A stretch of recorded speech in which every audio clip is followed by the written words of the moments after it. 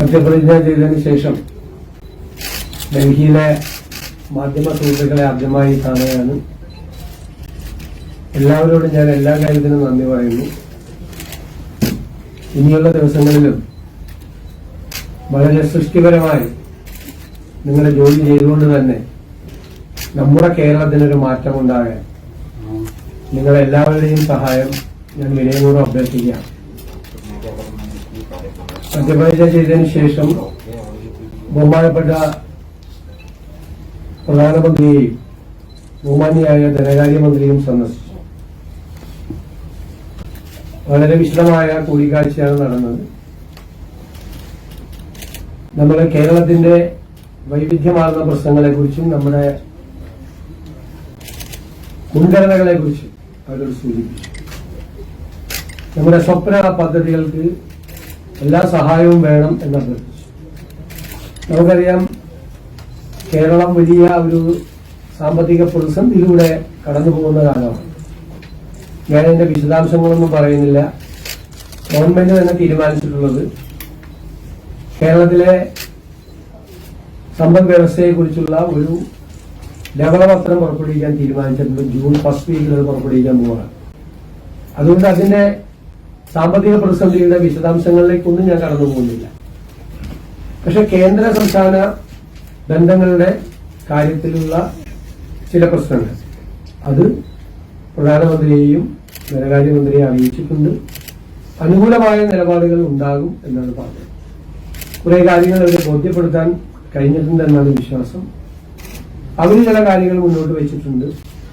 ആ കാര്യങ്ങൾ കൂടെ പരിശോധിച്ച് ആ സാമ്പത്തികമായി ചെയ്തു തീർക്കേണ്ട കാര്യങ്ങൾ കൂടി ചെയ്തു. പ്രോജക്റ്റുകളുടെ വിശദാംശങ്ങൾ പിന്നീട് നമ്മൾ ബജറ്റിലെല്ലാം പ്രൊവിഷനെല്ലാം വെച്ചതിന് ശേഷം അതിന്റെ പ്രധാനപ്പെട്ട പ്രോജക്റ്റുകളുടെ വിശദാംശങ്ങൾ കേന്ദ്ര സർക്കാരിലെ വിവിധ വകുപ്പുകൾക്കായി സമർപ്പിക്കാമെന്ന് പറഞ്ഞിട്ടുണ്ട്. പ്രത്യേകമായ സഹായം അത്തരം പദ്ധതികൾക്ക് നമ്മൾ ആവശ്യപ്പെട്ടിട്ടുണ്ട്. നമുക്കിപ്പോ നാഷണൽ ഹൈവേയിൽ 25% തുക ലാൻഡ് അക്വിസിഷന് വേണ്ടി 5580 കോടി രൂപ കേരളമാണ് നൽകിയത്. അത് NHAIക്ക് ട്രാൻസ്ഫർ ചെയ്തിട്ടുണ്ട്. പക്ഷെ കടമെടുപ്പിന്റെ പരിധിയിൽ നിന്നും ആ തുക ഒഴിവാക്കണമെന്ന് അഭ്യർത്ഥിച്ചിട്ടുണ്ട്. കാരണം കടമെടുപ്പിന്റെ പരിധിയിൽ നമുക്ക് 3.5% ഉള്ളത് GSTP. അതിൽ 0.5% കണ്ടീഷനാണ്. അതായത് പവർ സെക്ടറിലെ ആവശ്യത്തിന് വേണ്ടിയിട്ട് മാത്രം പണം എടുക്കണമെന്നാണ്. ശരിക്കും 3% ഉള്ളൂ. ആ 3%-ൽ കിഫ്ബിയും പെൻഷൻ ഫണ്ടും വരുത്തിയ ബാധ്യതകൾ കൂടി ഈ കടമെടുപ്പിന്റെ പരിധി കടം വളരെ കുറച്ചെടുക്കാൻ വേണ്ടിയിട്ടുള്ള സാഹചര്യത്തിലുണ്ട്. അപ്പൊ അതെല്ലാം നമ്മൾ വിശദാംശങ്ങൾ നമ്മൾ ധരിപ്പിച്ചിട്ടുണ്ട്. നമ്മുടെ ഒരു വൈറ്റ് പേപ്പർ ഇറക്കിയതിനു ശേഷം അതിന്റെ വിശദാംശങ്ങൾ കൂടി ഗവൺമെന്റിനെ ധരിപ്പിക്കും. അപ്പോൾ പരമാവധി സംസ്ഥാനത്തിന് അവകാശപ്പെട്ട കാര്യങ്ങൾ നേടിയെടുക്കാൻ വേണ്ടിയിട്ടുള്ള ശ്രമങ്ങൾ നടക്കും. വിവിധ വകുപ്പുകളിൽ നിന്ന് കേന്ദ്ര ഗവൺമെന്റിൽ നിന്ന് കിട്ടാനുള്ള തുക, കേന്ദ്ര പദ്ധതികളുടെ ഷെയർ, അതിന്റെ നിയമപരമായ സാമ്പത്തികമായ തടസ്സങ്ങൾ നീക്കി പരമാവധി തുക വാങ്ങിച്ചെടുത്ത് കേരളത്തിൽ ഒരു പുതിയ കേരളം സൃഷ്ടിച്ചെടുക്കാനുള്ള ഈ ഗവൺമെന്റിന്റെ ശ്രമവുമായി നമ്മൾ മുന്നോട്ട്. നേരത്തെ പല പദ്ധതികളിലും പ്രശ്നമായി പറഞ്ഞിരുന്നത് ഓഡിറ്റ് നടത്തിയിരുന്നില്ല, നമ്മൾ പാലിക്കേണ്ട ചില കാര്യങ്ങൾ പാലിച്ചിരുന്നില്ല എന്നുള്ളതായിരുന്നു. അത് തന്നെയാണോ കേന്ദ്ര സർക്കാർ ഈ ചർച്ചയിൽ മുന്നോട്ട് വെച്ചത്?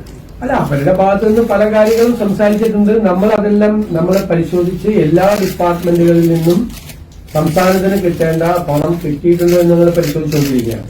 ബജറ്റിന് മുമ്പായിട്ടുള്ളൊരു വർക്കുണ്ട്.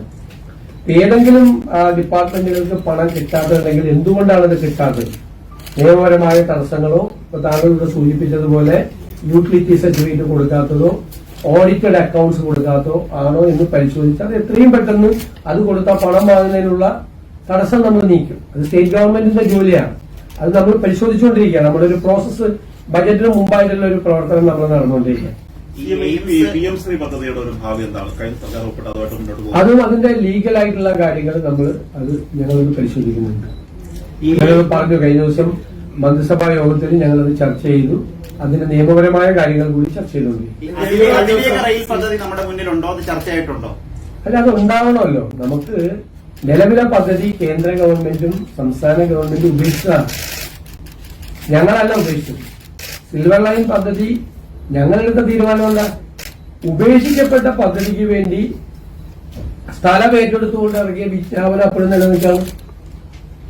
അപ്പൊ ഈ പാവപ്പെട്ട മനുഷ്യരുടെ സ്ഥലം എടുത്തിരിക്കുകയാണ്. അവരോട് ശത്രുക്കളെ പോലെ പെരുമാറേണ്ട ആവശ്യമില്ലല്ലോ. പദ്ധതി വേണ്ടാന്ന് വെച്ചു.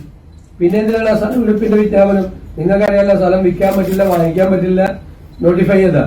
മക്കളുടെ ഒരു കല്യാണം ഉണ്ടെങ്കിൽ നമ്മളൊക്കെ എങ്ങനെ മക്കളുടെ കല്യാണം സാധാരണക്കാരുടെ നാട്ടിലാണ് നടത്തുന്നത്? അതുകൊണ്ട് ഏതെങ്കിലും കോപ്പറേറ്റീവ് ബാങ്കിലോ കൊണ്ട് പണയം വെച്ചിട്ടില്ലേ? അതുപോലും പറ്റാത്ത സാഹചര്യം വന്നപ്പോഴാണ് ആ പദ്ധതി ഉപേക്ഷിക്കപ്പെട്ട പദ്ധതി ആയതുകൊണ്ടാണ് ഞങ്ങളത് ഡീനോട്ടിഫൈ ചെയ്ത് അത് സഹായിച്ചു.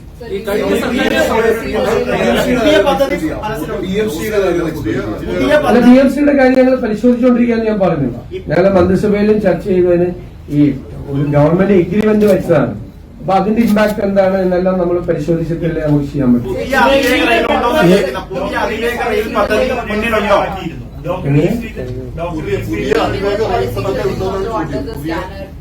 അല്ല, തീർച്ചയായിട്ടും നോക്കണല്ലേ. നമ്മൾ വന്നിട്ട് എത്ര ദിവസമായി? ദിവസമല്ലേ ആയല്ലേ. അതിന്റെ ഇടയിൽ ഞങ്ങള് മന്ത്രിമാര് സത്യപ്രതിജ്ഞ ചെയ്തു, വകുപ്പുകളുടെ വിഭജനം നടത്തി. ഞങ്ങൾ വകുപ്പുകളെ റാഷണലൈസ് ചെയ്തുകൊണ്ടിരിക്കുകയാണ്. മന്ത്രിമാരുടെയനുസരിച്ചിട്ട് പുതിയ സെക്രട്ടറിമാരുടെയും മറ്റ് നിയമനങ്ങൾ, ഡിപ്ലോയ്മെന്റ് ഉണ്ടല്ലോ ഉദ്യോഗസ്ഥന്മാരുടെ, ആ പ്രോസസ്സ് നടന്നുകൊണ്ടിരിക്കുകയാണ്. വൈറ്റ് പേപ്പർ ഇറക്കാനുള്ള പ്രോസസ്സ് സ്റ്റാർട്ട് ചെയ്തു. നയപ്രഖ്യാപന പ്രസംഗത്തിനുള്ള ഡ്രാഫ്റ്റ് തയ്യാറാക്കി മന്ത്രിസഭ അപ്രൂവ് ചെയ്തു. ബജറ്റിന് വേണ്ടിയിട്ടുള്ള പ്രവർത്തനങ്ങൾ ഞങ്ങൾ ആരംഭിച്ചു. കേന്ദ്ര സർക്കാരിനെ സമീപിക്കുമ്പോൾ പറയേണ്ട കാര്യങ്ങൾ എന്താണ് എന്നുള്ളതിനെ കുറിച്ച് വിശദമായ ചർച്ച ചെയ്തു. അല്ല, ഡേ ആൻഡ് നൈറ്റ് വർക്ക് ചെയ്തുകൊണ്ടാണ് പോകുന്നത്.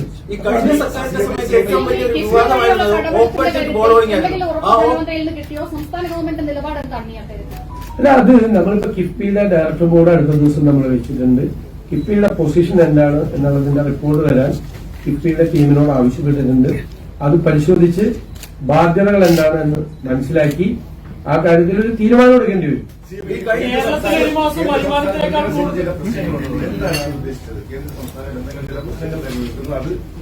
അതല്ല, തീർച്ചയായിട്ടും അതിപ്പോ നമുക്ക് ഡെവല്യൂഷൻ ഓഫ് ടാക്സ് അല്ലേ. നമുക്ക് ഇവിടെ കിട്ടുന്ന നികുതിയുടെ വിഹിതം നമുക്ക് 10ാം ധനകാര്യ കമ്മീഷനിൽ കിട്ടിയിരുന്നത് 3.5 ആയിരുന്നു. ഇപ്പൊ 1.92 ആയിരുന്നു. ഇപ്പൊ 2.32 ആയിട്ട് അത് മാറി. കുറെ കൂടി കേരളത്തിന് അവകാശപ്പെട്ടതാണ് എന്നാണ് ഞങ്ങളും പ്രതിപക്ഷവും പ്രസന്റേഷൻ നടത്തിയിരുന്നത് 16ാം ധനകാര്യ കമ്മീഷന് മുമ്പിൽ. വളരെ ഗൗരവത്തോടുകൂടി സ്റ്റേറ്റിന് വേണ്ടി ഞങ്ങളും പ്രസന്റേഷൻ നടത്തിയിരുന്നതാണ്. അപ്പൊ അങ്ങനെയുള്ള കാര്യങ്ങൾ, പിന്നെ കേന്ദ്ര സംസ്ഥാന പദ്ധതികളുമായി ബന്ധപ്പെട്ട വിഷയങ്ങളുണ്ട്. ഇപ്പോ മഹാത്മാഗാന്ധി ഗ്രാമീണ തൊഴിലുറപ്പ് പദ്ധതി ഈ വർഷം കേന്ദ്രം തീരുമാനിച്ചിരിക്കുന്നത് അതിന് 40% സ്റ്റേറ്റ് കൊടുക്കണമെന്ന്. അത് ഈ പുതിയ ഗവൺമെന്റിന്റെ മുകളിലാണ് ആ ബാധ്യത. പണ്ട് പൂർണ്ണമായി കേന്ദ്രം തന്നുകൊണ്ടിരുന്ന പണത്തിന്റെ 40% നമ്മൾ കണ്ടെത്തണം.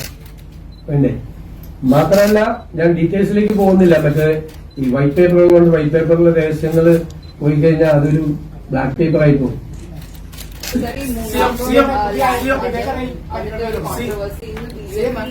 യൂണിയൻ ട്രൈബൽ അഫയേഴ്സ് മിനിസ്ട്രീനെ പോയി പറഞ്ഞിട്ടുണ്ട് ഇതൊരു ഇല്ലീഗൽ മൂവാണ്.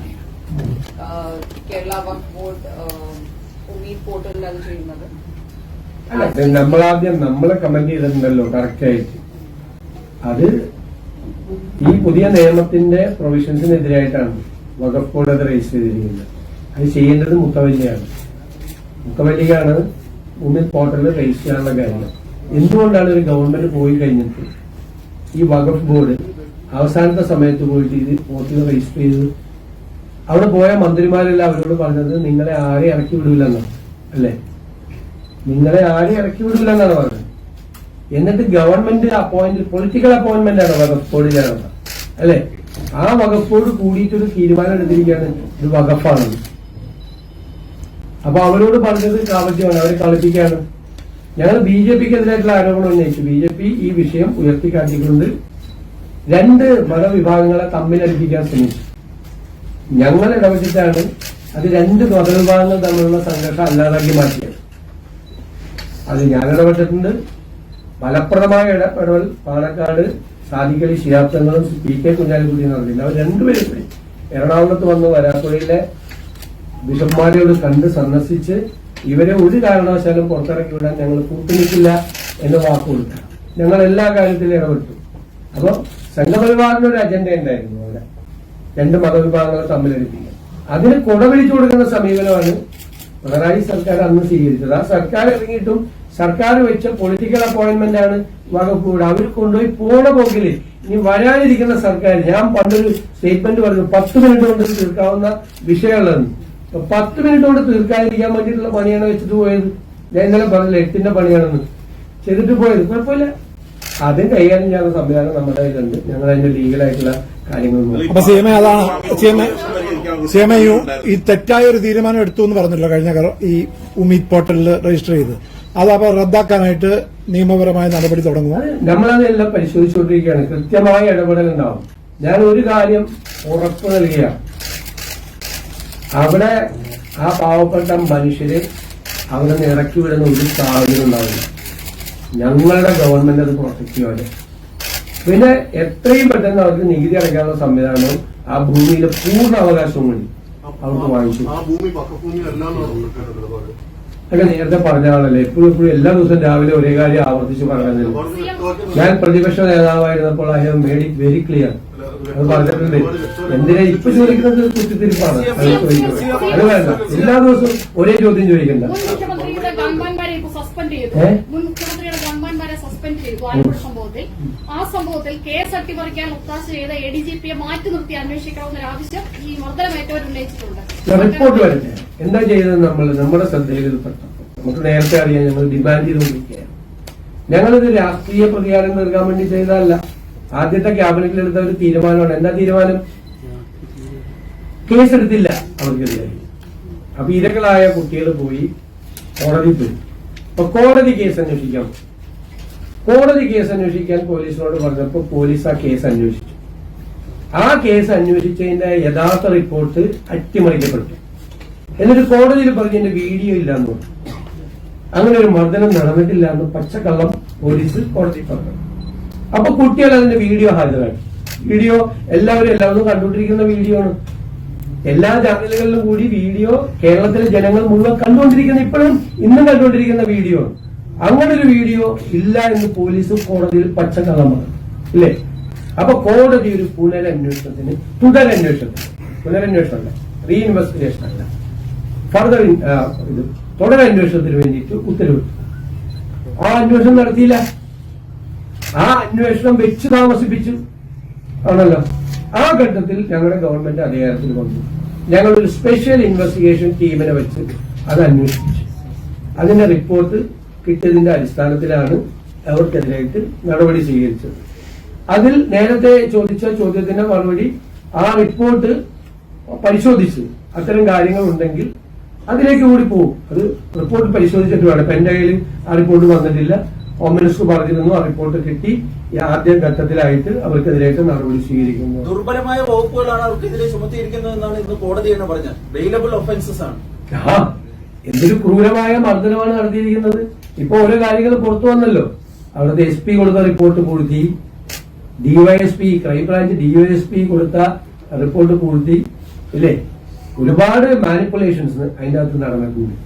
ഒരു ക്രൂരമായി കുട്ടികളെ മർദ്ദിച്ച കാര്യമാണ്. മുഖ്യമന്ത്രി കടന്നുപോയി കഴിഞ്ഞ ശേഷമാണ് പുറകെ വന്ന ഈ ടീം പോലീസിന്റെ കസ്റ്റഡിയിൽ നിൽക്കുന്ന, എന്നുവെച്ചാൽ അവരുടെ ലോക്കൽ പോലീസിന്റെ കൂടെ നിൽക്കുന്ന, അവര് പോയി കഴിഞ്ഞാൽ പിന്നെ പ്രതിഷേധമില്ലല്ലോ.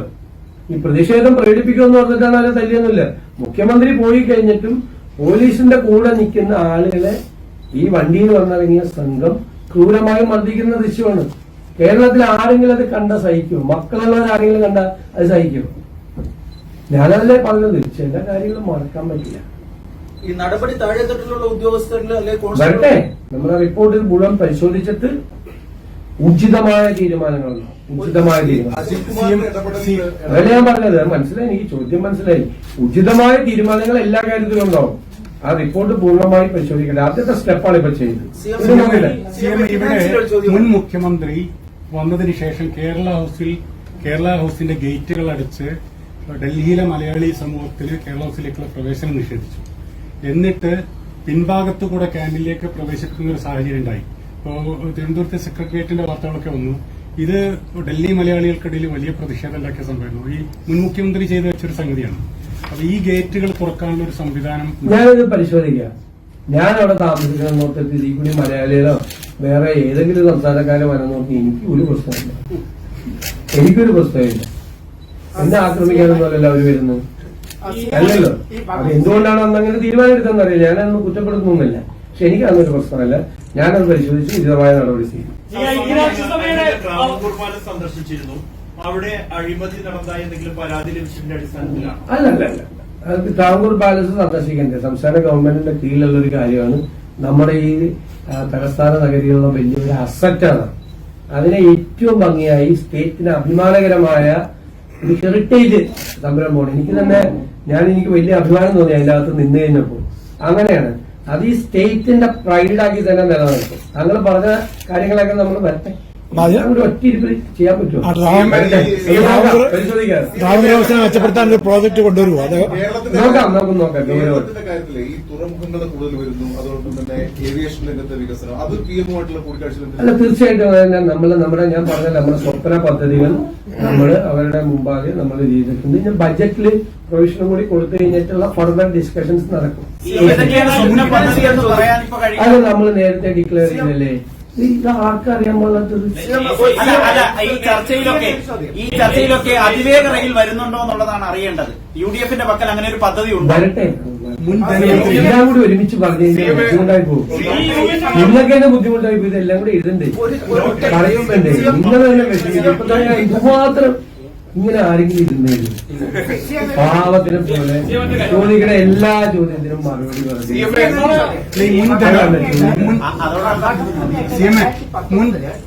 മുൻ ധനമന്ത്രി നിങ്ങൾ കടമെടുപ്പിന്റെ പരിധിക്കായിരുന്നു വർദ്ധിപ്പിക്കാനായിരുന്നു കഴിഞ്ഞ മുൻ ധനമന്ത്രി ഇവിടെ നിരന്തരം വന്നിരുന്നത്, ഏറ്റവും അവസാന നിവേദനത്തിലും.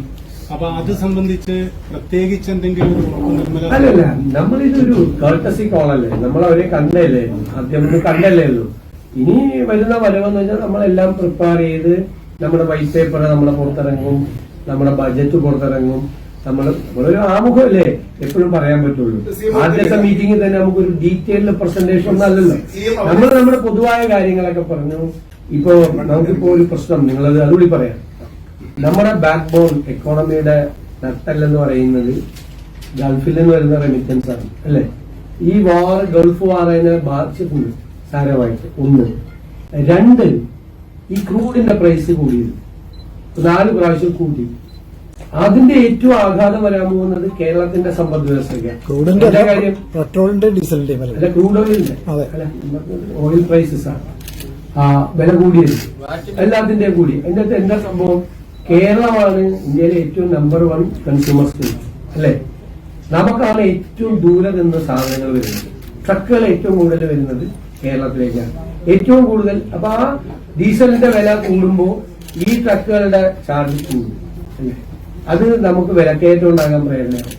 ഇപ്പോൾ തന്നെ ഞങ്ങൾ അധികാരം ഏറ്റെടുക്കുമ്പോൾ തന്നെ ഇന്ത്യയിൽ ഏറ്റവും കൂടുതൽ ഇൻഫ്ലേഷൻ, നാണ്യപ്പെരുപ്പമുള്ള 1ാമത്തെ സംസ്ഥാനം കേരളമാണ്. ഏറ്റവും കൂടുതൽ വിലക്കയറ്റമുള്ള 1ാമത്തെ സംസ്ഥാനം കേരളമാണ് ഞങ്ങൾ വരുന്നതിന് മുമ്പ്. അപ്പൊ ഇതിന്റെ നാണ്യപ്പെരുപ്പത്തിന്റെ ഒരു സമ്മർദ്ദം വീണ്ടും കൂടുകയാണ്, പ്രഷർ കൂടുകയാണ്.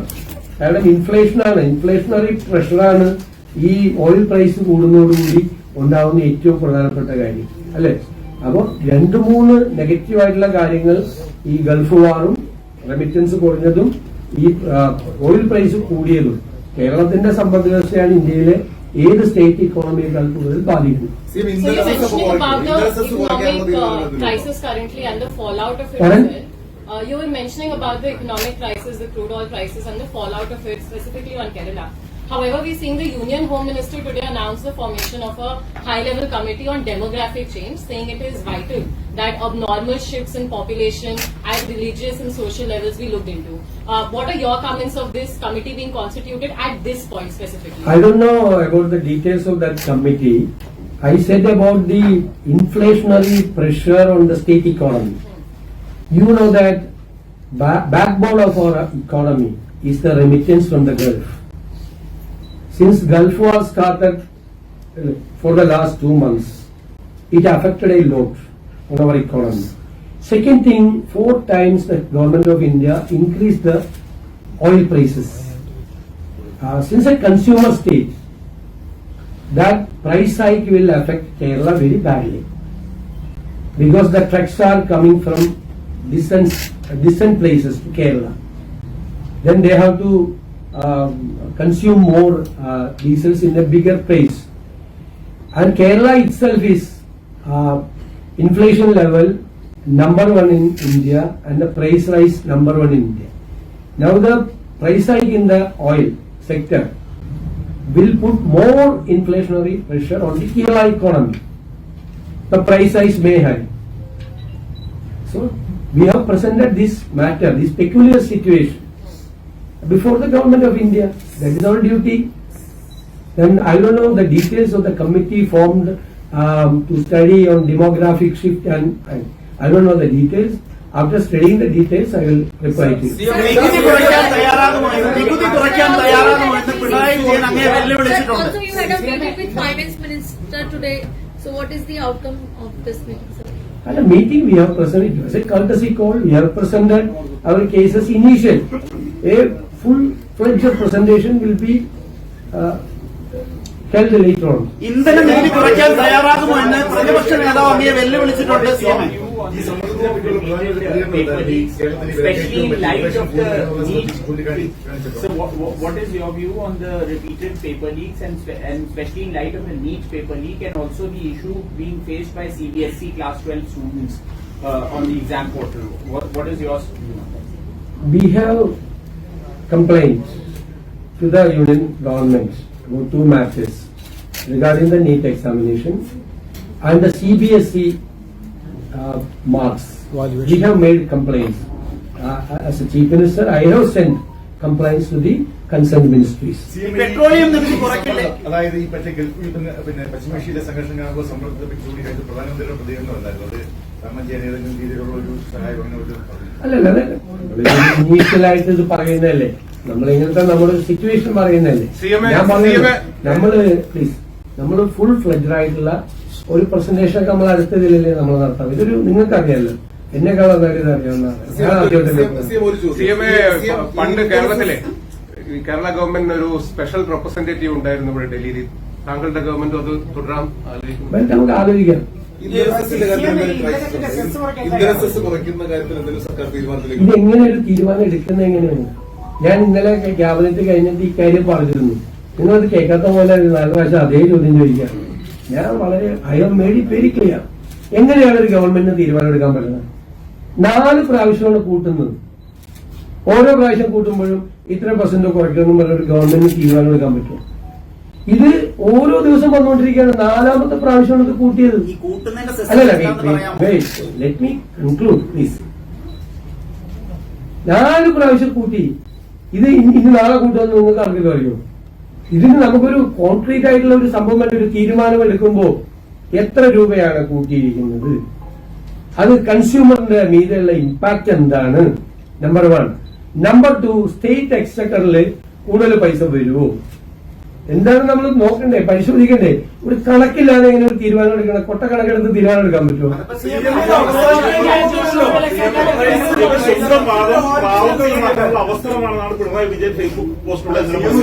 അദ്ദേഹം പറയുന്നതെന്നൊക്കെയോ പ്രതിപക്ഷമായിരുന്നപ്പോ CM ഈ ആവശ്യം പലവട്ടം ആവർത്തിച്ചിട്ടുണ്ട്. എപ്പോഴൊക്കെ പെട്രോളിൽ ഉയർന്നു അപ്പോഴൊക്കെ കേരള സർക്കാർ ചോദിച്ചിട്ടുണ്ട് ഈ അധിക നികുതി, അധിക വരുമാനം വേണ്ടാന്ന് വെക്കുന്നു. ഇപ്പൊ 7 രൂപ വർദ്ധിച്ചു. ഇതിൽ 2.5 രൂപ സംസ്ഥാന സർക്കാർ അധിക വരുമാനം വരിക. ഈ അധിക വരുമാനം ഒഴിവാക്കി 7 രൂപ അല്ലെന്നേ വർദ്ധിച്ചത്. നിങ്ങൾ പഴയ കണക്കാണ്, ഒന്നുകൂടി മോശം. അതിൽ കൂടുതൽ വർദ്ധിച്ചിട്ടുണ്ട്. കേരളത്തിലെ സാധാരണക്കാർക്ക് ആശ്വാസം കൊടുക്കാൻ സർക്കാർ തയ്യാറുണ്ടോ? പറഞ്ഞല്ലോ, മറുപടി കൃത്യമായിട്ട് പറഞ്ഞല്ലോ. പിന്നെ നിങ്ങളുടെ ചോദ്യത്തിന് പറ്റിയില്ലല്ലോ. കഴിഞ്ഞ സർക്കാരിന്റെ കാലത്ത് ആരംഭിച്ചതും ഭാഗ്യമായിട്ടുള്ള ചില വികസന പ്രവർത്തനങ്ങൾ ഉണ്ടായത്. അതിലൊന്ന് വയനാട് തുരങ്കപാതയായിരുന്നു. അതങ്ങ് പ്രതിപക്ഷ നേതാവായിരുന്ന കാലത്ത് അതിന്റെ പാരിസ്ഥിതിക പ്രശ്നം വെച്ച് എതിർത്ത ഒരാളാണ്. നിങ്ങൾ അതിന്റെ ഫുൾ പ്രസംഗം കേട്ടിട്ടില്ല, സോഷ്യൽ മീഡിയയിൽ വന്നതേ കേട്ടിട്ടുള്ളൂ. പാരിസ്ഥിതിക ആഘാത പഠനം നടത്താതെ തുരങ്കപാത നടത്താൻ സമ്മതിക്കില്ലെന്ന് പറഞ്ഞത്. അതാണ് പറഞ്ഞത്. അതിനെയാണ് കട്ട് ചെയ്ത് തുരങ്കപാത സമ്മതിക്കില്ല എന്നാക്കിയത്. ഏത് സോഷ്യൽ മീഡിയയിലെ മാനിപ്പുലേഷനാണ്. പാരിസ്ഥിതിക ആഘാത പഠനം നടത്താതെ വയനാട് പോലത്തെ സെൻസിറ്റീവ് ആയിട്ടുള്ള ഒരു സ്ഥലത്ത് തുരങ്കം ഉണ്ടാക്കാൻ സമ്മതിക്കാമോ? ആണോ? പിന്നെ ഒരു ഗവൺമെന്റ് എന്ന് വെച്ചാൽ അടുത്ത ഗവൺമെന്റ് വരുമ്പോ കണ്ടിന്യൂവേഷൻ ആണ്. തുടങ്ങി വെച്ച പദ്ധതികൾ വഴിയിൽ ഉപേക്ഷിച്ച കാശ് കളഞ്ഞിട്ട് പോകാൻ പറ്റുമോ? പറ്റില്ല. നമ്മൾ എന്തെങ്കിലും വിമർശനം ഉയർത്തിയിട്ടുണ്ടെങ്കിൽ ആ വിമർശനം കാര്യഗൗരവത്തോടു കൂടിയുള്ള വിമർശനമാണ്. അത് പരിശോധിച്ച് വേണ്ട രീതി. പക്ഷേ